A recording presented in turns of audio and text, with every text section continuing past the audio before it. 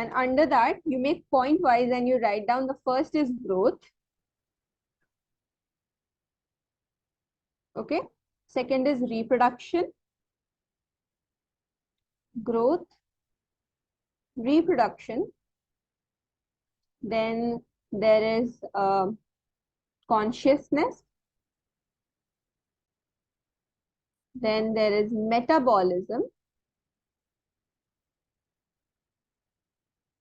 Okay, consciousness, metabolism, then self-organization. This comes under consciousness only. And after that, you have mortality, because living beings die. Mortality. So these are the features that would define the living organism. Now, after that, you write down.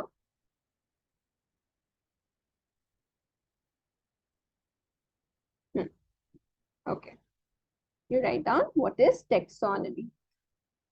Write down the definition of taxonomy. You write down, it is the branch of science. It is the branch of science. Am I audible, girls? Yes, ma'am. Okay. So it is a branch of science that deals with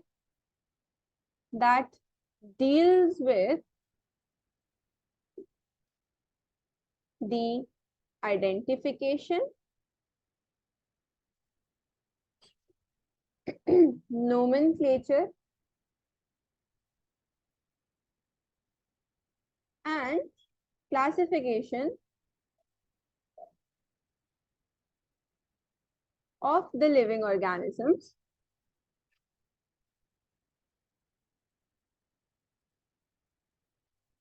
based on certain characteristics. Based on certain characteristics. Done?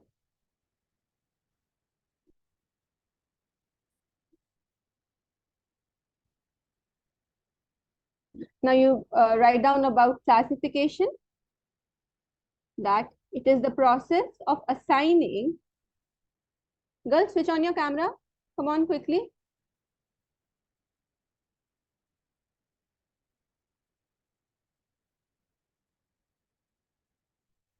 Come on. Switch on your cameras. Yeah, so you write down about classification, that it is the process of assigning creatures in specific classes or groups. It is the process of assigning creatures in specific classes or groups considering some defined character. Considering some defined character.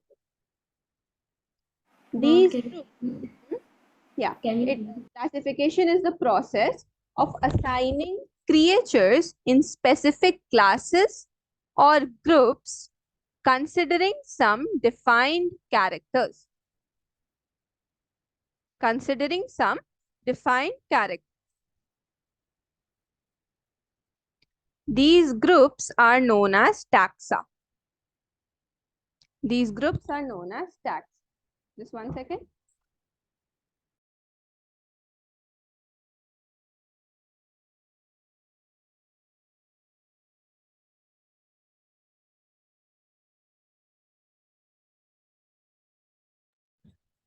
All right. After that, you write down about the nomenclature. You write down, it is the process of giving scientific names to organisms. It is the process of giving scientific names to organisms.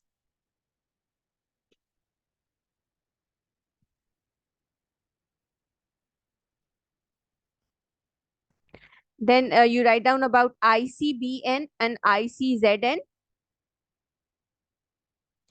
Write down the full form. International Code for Botanical Nomenclature and International Code for Zoological Nomenclature.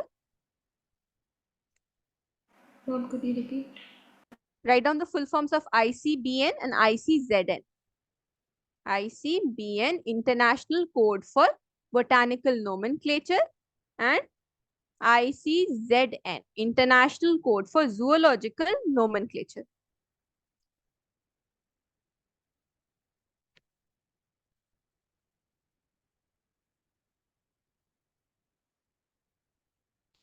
Okay, so the ICBN and the ICZN give the scientific names for plant and animals separate. Give the, yes, ICBN and ICZN give scientific names for plants and animals separate.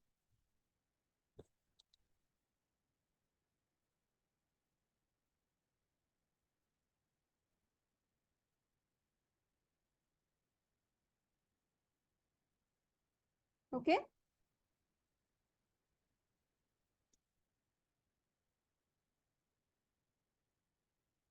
It's okay. It's all right. It's okay, Sabiha. I'm giving the notes for living world. Okay.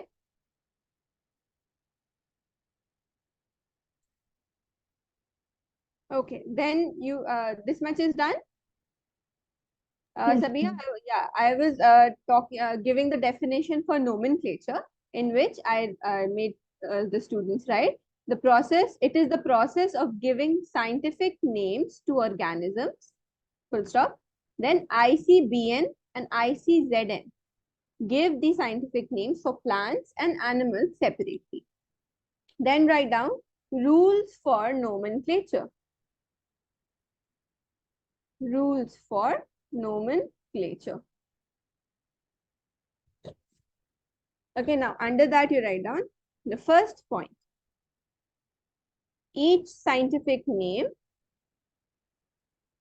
each scientific name has two components. Okay, comma, one is the genus and the specific epithet.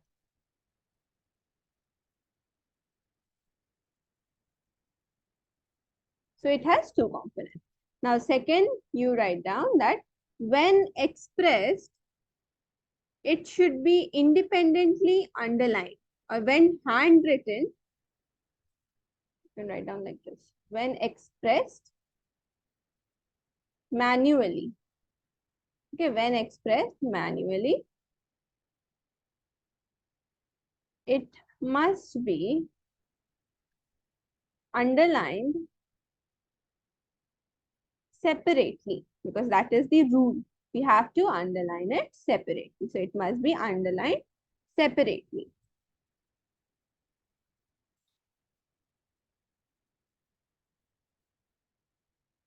It should be printed in italic. It should be printed slash typed in italics. Now the third rule says names should be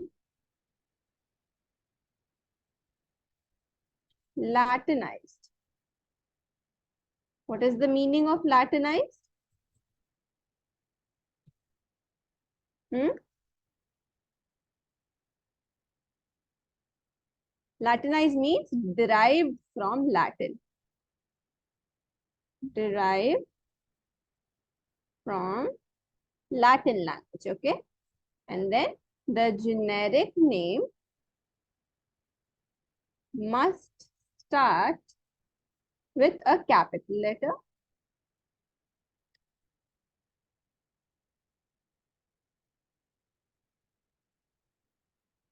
and the specific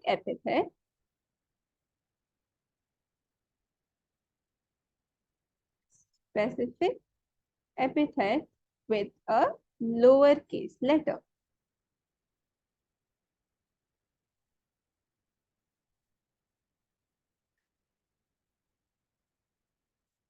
So these are the rules for nomenclature.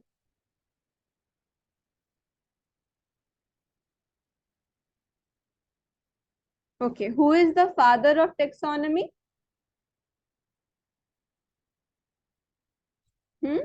Carolus. Very good. Carolus Linnaeus. You can write that also, that the father of taxonomy is Carolus Linnaeus.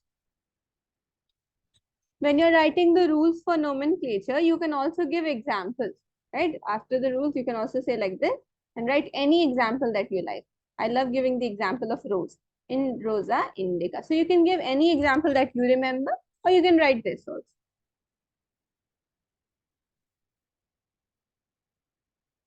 Done? This much is done? No, ma'am. Yes, ma'am. Okay. Tell me when you're done so that I'll continue.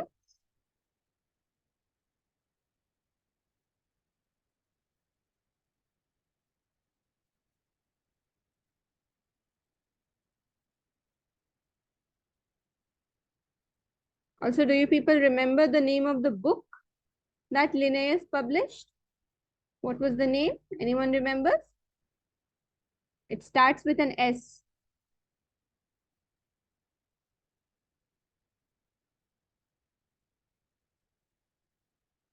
Like, what was the title of Linnaeus publication? Anyone remembers? Genera Plantarum. No, Genera Plantarum was this thing, Bentham and Hooker. But more I am talking about the title. The title was Systema Naturae. Remember? Systema Naturae. That came under the systematics. Now moving forward, are you people done?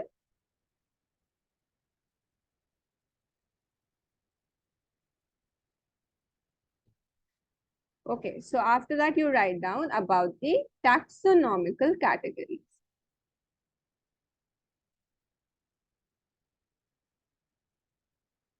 Fourth, no, I haven't. We are in the living world chapter. We'll do so in the biological classification chapter. Right now we're doing the living world. I'm giving you the notes for the living world chapter. Okay? What happened? Your mic isn't working today, dear? No? No, ma'am, it's working. Then why aren't you speaking? Okay, then you write down taxonomic categories. Now, under this, we will write down that it depicts the rank or level in the hierarchical arrangement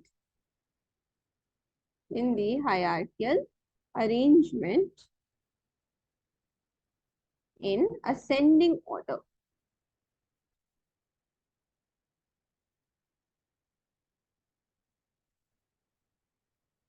The 7 categories are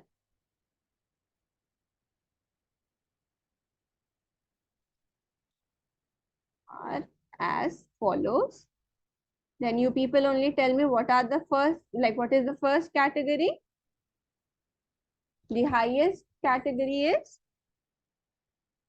Kingdom.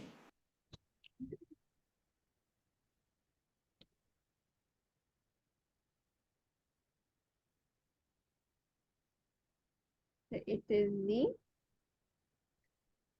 highest taxonomical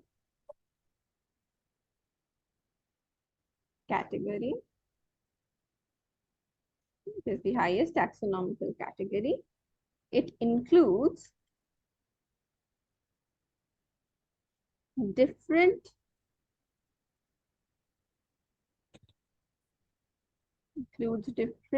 phyla. Phyla is the plural of phylum. It includes different phyla of animals and different plant divisions.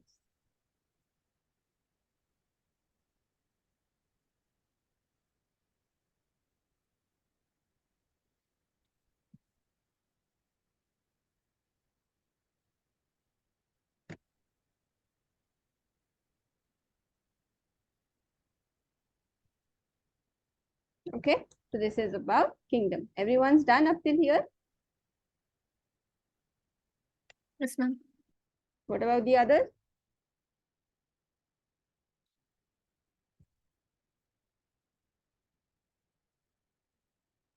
No. After that, okay.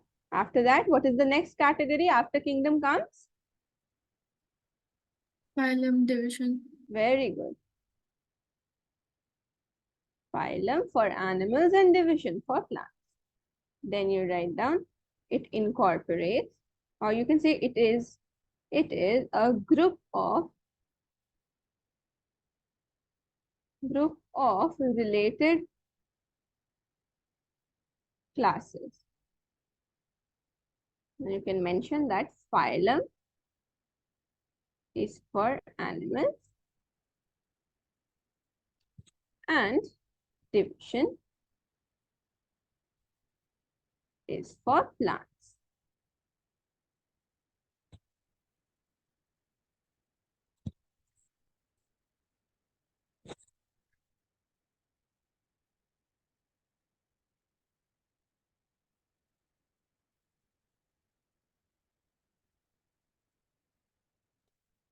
Done? Okay, after that, what will come? Class. Class. Why only one student is answering? What about the others? Hmm?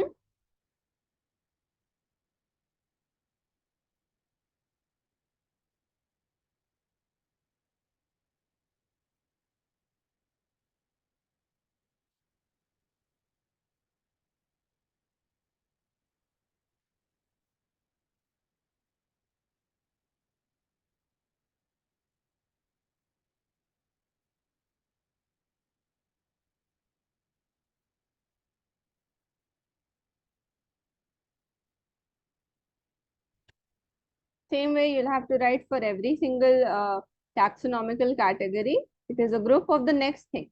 So family, it is again a group of related genera.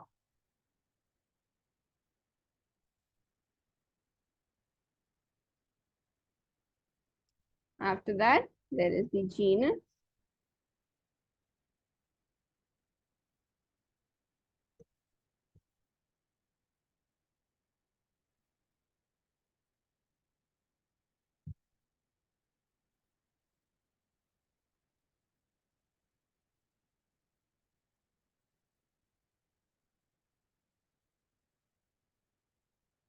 Plant categories having similar characters.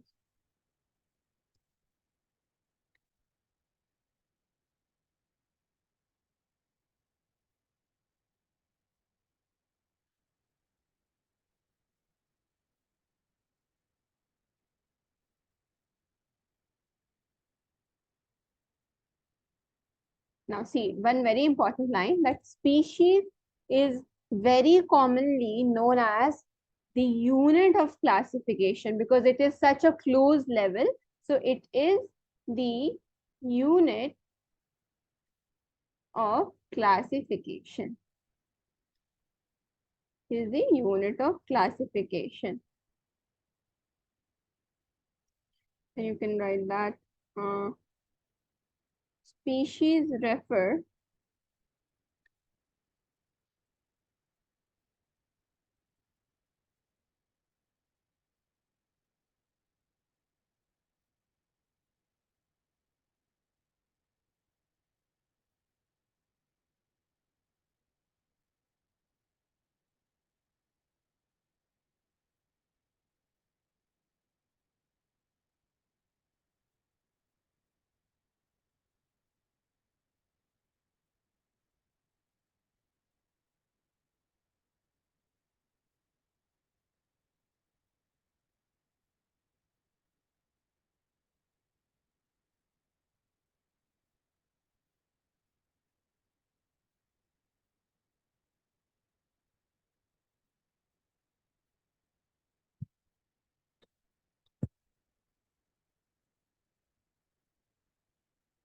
also one like biggest fact is that the members of the same species, okay, two members of the same species, they can interbreed and produce an offspring which is fertile, meaning a good offspring can be produced by the members of the same species. Now, when we do this thing of, intermixing two different kind of species, like people make crosses between this thing, a horse and a donkey, and that is a mule, right? So horse is fertile. Fertile means it can reproduce. Even donkey is fertile, but the offspring, that is mule is infertile. So whenever two unrelated species or two different species are interbred, meaning they are made to reproduce, then the offspring that is formed is most likely infertile. Same way, just like how there is another cross of a lion and a tiger, and that is known as a liger. And that offspring liger is infertile, meaning further liger offspring will not be produced. But if two organisms are belonging to one species, for example, lion with a lion, human with a human, tiger with a tiger, then the offspring that is produced is fertile. Clear? So the members of the same species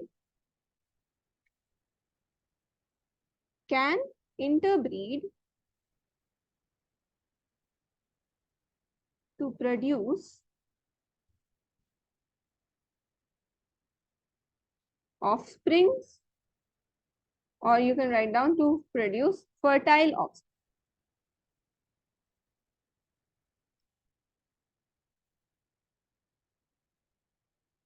And for this, you can give the example as to man with a woman, so human, and then lion with lion. Lion, but one will be female and one will be male. Obviously, that's the rule for reproduction. But the offspring formed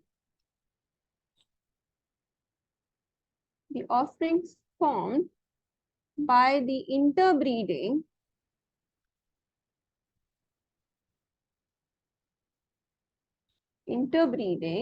of two different species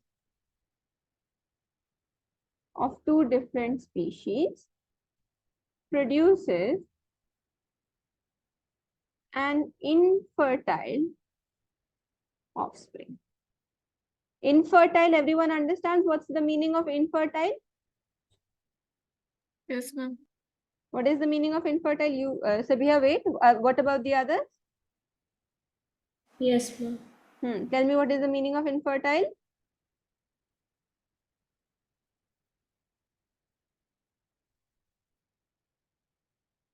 Say, girls, what happened? Why aren't you responding in the class? This is not nice. What happened? Am I not audible? Am I audible or not?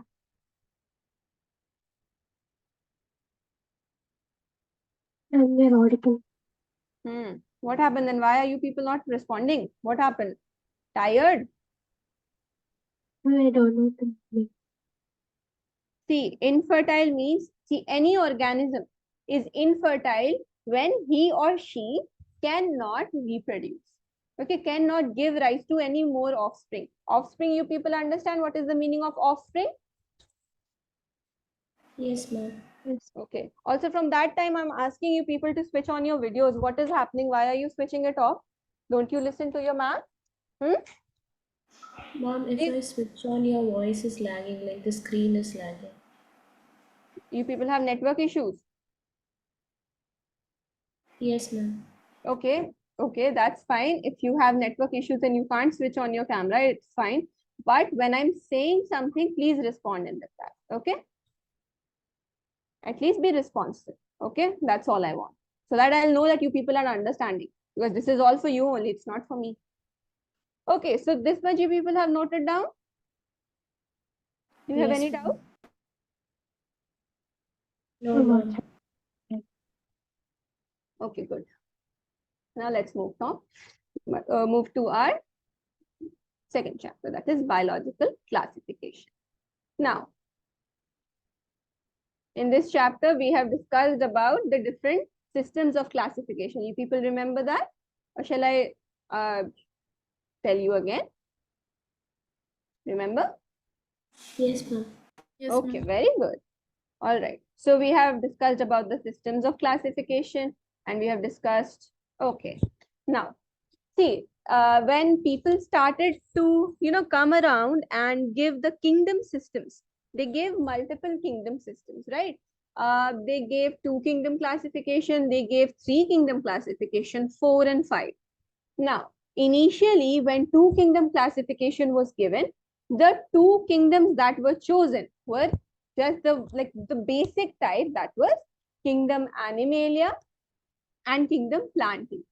Now, this was proposed by Carolus Linnaeus, and he is known as the father of taxonomy. Later on came the 3 kingdom classification, means earlier 2 kingdoms were still there.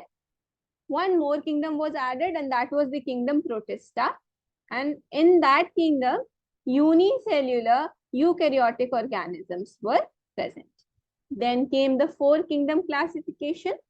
It was given by Copeland in the year 1956, and then he added a 4th kingdom, that is kingdom Monera, in which all the prokaryotic organisms are present. Lastly, there came the 5 kingdom classification, the one that is widely accepted. We study this one. So it is the 5 kingdom classification, and it was given by R.H. Whittaker in the year 1969. And the total kingdoms, arranging from the lowest, meaning the most primitive, to the most advanced, it starts with Monera. Second kingdom is Protista. Third is Fungi. Fourth is Plantae, and last is Animalia. So these are the 5 kingdoms. Now talking about the criteria or the characteristics that he took into consideration. So he took cell structure, whether the organism is eukaryotic or prokaryotic. He took cell wall, whether it is present or absent. Nuclear membrane, again, whether it is present or absent. Body organization, whether it is cellular level, tissue level, what kind of level it is. So body organization. And lastly, the mode of nutrition, whether the organism is autotroph, meaning they can make their own food, or whether the organism is heterotroph, meaning they cannot make their own food. And also they took into consideration the phylogeny, that is the evolutionary history, meaning what is the ancestor and how they are related to each other, that is phylogeny. So evolutionary history, this was also taken into consideration. Moving forward, see, these are the levels of organization. Levels of organization, and under that we study, first of all, everyone knows about this thing, cell. Everyone knows what a cell is. Yes, It is the ma'am. basic unit of Yes, life. ma'am. Very good. Okay. Now see, when the organism is unicellular, initially if we start at a very basic level, so organisms can be unicellular and multicellular, right? Then if you go a little higher, then the organism can be prokaryotic or eukaryotic. Moving forward, when the organism slowly becomes multicellular, then since many cells are present in the body, they require a different kind of organization of the cell. So when groups, like when many cells come together, they form a group, and that group of cell is known as tissue. So tissue is a group of cell. Same way, when a group of tissue is there, it makes one organ. Same way, when many organs are connected together, they make the organ system. So this is the levels of organization. It can be cellular level, it can be tissue level, it can be organ level, and it can be organ system level. Now tell me, out of all of these levels of organization, which one will be the primitive and which one will be the most advanced? Tissue and the organ system. Cell, actually. Cell is the most primitive. because cell is the basic unit of life, right? One cell, cellular level. That will be the most primitive. And organ system, very good, will be the advanced one. Now, moving forward.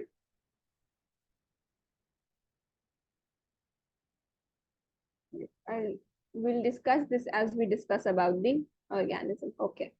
We'll start with the kingdom Monera.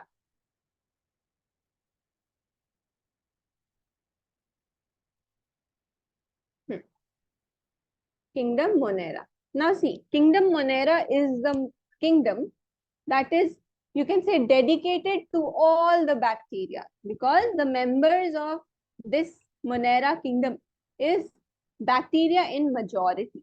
So the sole members of this kingdom Monera is bacteria. Now we know that bacteria are present almost everywhere. They are present in our homes, they are present in our body, right? So they are most abundant. They are very simple. Their body is so simple, and they are microorganisms. They are the most primitive type, and these are one of the first inhabitants of the earth. Inhabitants means when the earth was formed, the first microorganism to ever be living on the earth was bacteria. Clear? Also, remember one thing about them, that they are diverse. And by diverse, I mean they are found everywhere. So they are found in hot springs, deserts, snow, deep ocean, and even in a handful of soil. If you go and pick up the soil, that handful of soil will contain millions of bacteria in it. So now we know that bacteria, even though they are very tiny, they have a very basic type of body structure, but even after that, they are very diverse. They have such good systems. We'll talk about it slowly, but up until now, have you people understood everything? Yes, Any ma'am. doubt? Okay, good. Now you people can note down. I think only the systems of classification you have to write down, right? Because taxonomy and everything I've made you write down only.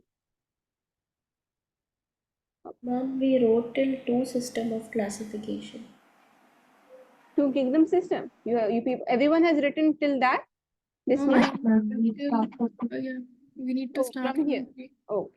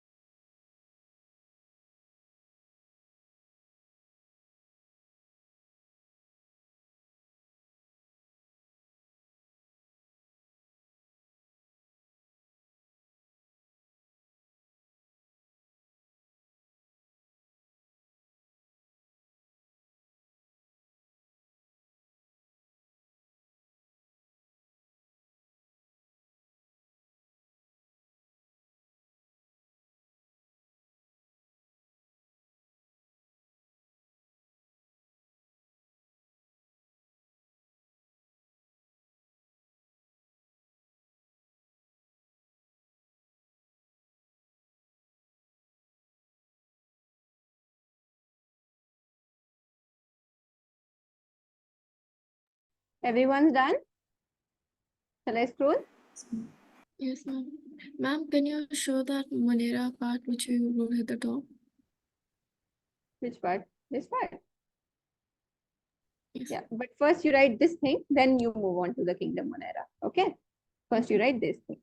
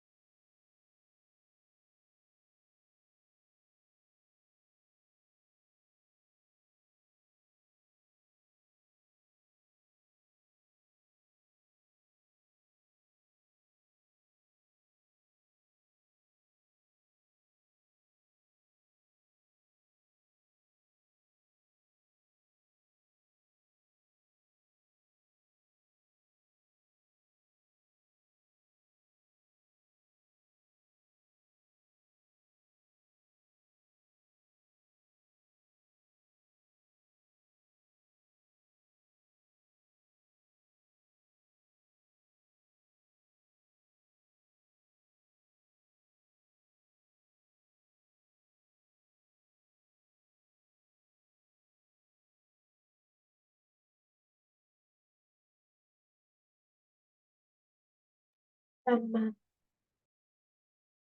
Everyone's done? No, ma'am. Okay, okay. Tell me when you're done, then only I'll scroll.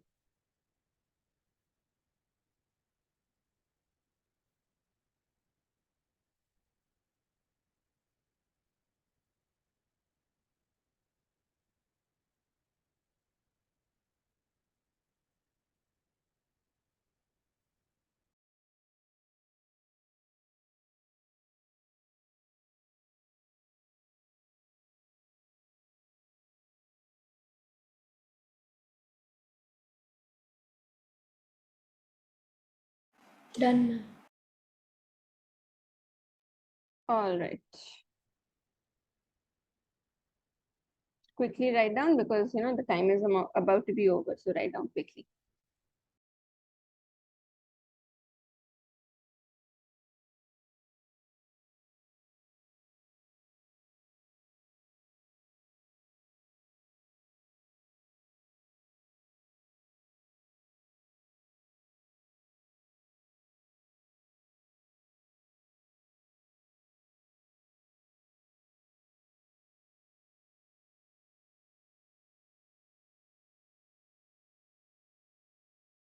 Ma'am, what is the meaning of soul member? Soul member means the soul, like the core member, meaning this kingdom has only bacteria in majority. Okay, core member, core, core. Yes. Like the purest form to be found in this particular kingdom is bacteria. That's the meaning of soul.